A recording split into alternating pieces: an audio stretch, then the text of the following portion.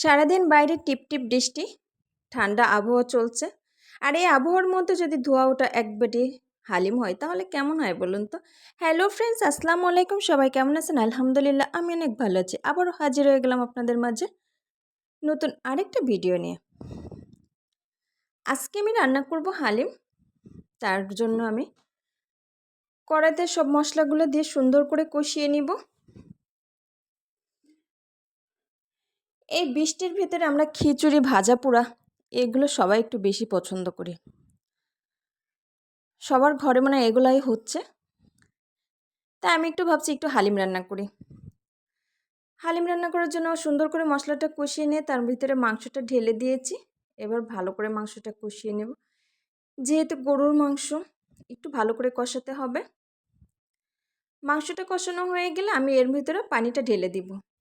পানিটা ঢেলে দিয়ে সুন্দর করে নাড়াচাড়া করে আমি এটা কিছুক্ষণের জন্য ঢেকে দিব, কারণ এটা সেদ্ধ হতে কিছুটা টাইম নেবে। আর এদিকে আমি হালিম রান্না করার জন্য আমি রাঁধুনি হালিম মিক্স নিয়েছি। আমি সব সময় বাসায় এই মিক্সটা বানাই, কিন্তু এবার একটু প্যাকেট কিনেছি যে এটা একটু রান্না করে দেখি কেমন হয়।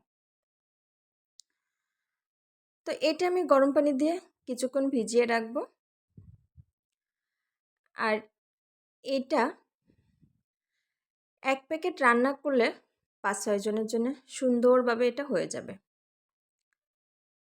এই যে আমি গরম পানি ঢেলে দিচ্ছি, পানিটা ঢেলে একটু নাড়াচাড়া করে কিছুক্ষণ এটা আমি রেখে দেব। আর অন্য চুলায় আমার মাংসটা রান্না হচ্ছে। এবারে ভেজানো ডালটা আমি এর ভিতরে ঢেলে দেব। ঢেলে দেওয়ার পরে সুন্দর করে নাড়াচাড়া করব। নাড়াচাড়া করে এটা মাংসের সাথে সুন্দর করে মিশিয়ে নিব। মিশানো হয়ে গেলে আমি একটু পানি দিব।